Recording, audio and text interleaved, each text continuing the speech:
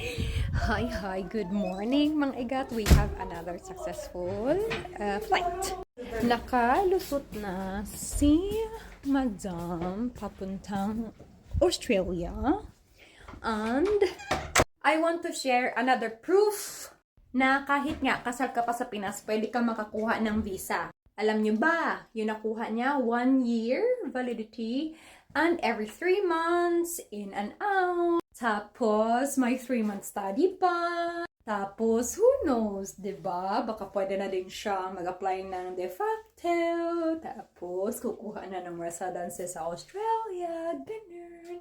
Who knows? Who knows? So, ayan na nga. Wala na din siyang work when we applied. Umalis na siya sa trabaho niya. Wala siyang show money. Kasal pa sa Pinas. Yes, may annulment pero kakasimula pa lang.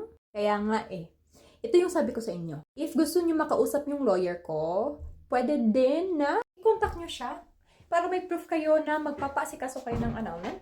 Kasi magagamit din yan for visa. Yan lang. Have a good time.